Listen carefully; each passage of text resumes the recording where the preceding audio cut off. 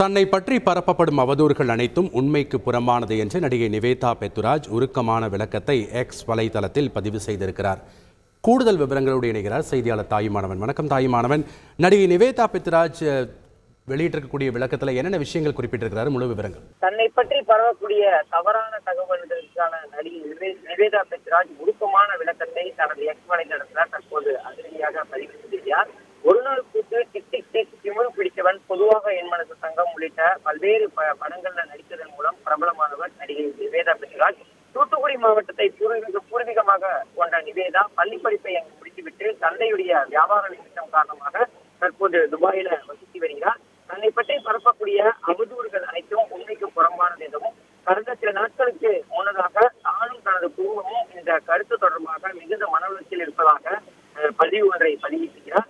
சினிமாவில் வாய்ப்பு தரும்படி எந்த தயாரிப்பாளரையோ நடிகரையோ தான் எப்பொழுதும் தொடர்பு கொண்டதே இல்லை எனவும் தனக்கு வரக்கூடிய சில வாய்ப்புகளை மட்டுமே பயன்படுத்தி தற்போது நடித்து வருவதாகவும் அவர் விளக்கம் அளித்திருக்கிறார்.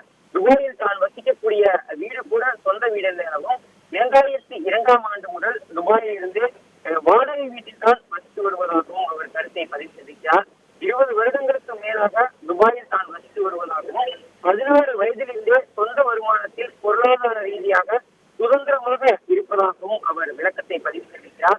என்னை பற்றி அவதூறு பரப்புவர்கள் மீது சட்ட ரீதியான நடவடிக்கைகளில் ஈடுபட போவதில்லை எனவும் இன்னும் என் பக்கம் இருக்கக்கூடிய நியாயங்களுக்காக குரல் கொடுக்கக்கூடிய நல்ல உள்ளங்களும் இங்கே இருப்பதாக அவர் குறிப்பிட்டிருக்கிறார்.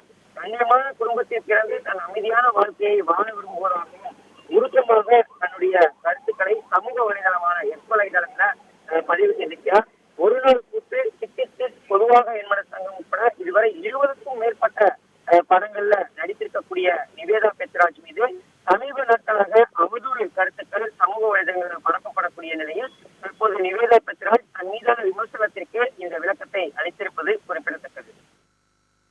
நன்றி தாயுமானவன், உங்களுடைய தகவல்களுக்கு.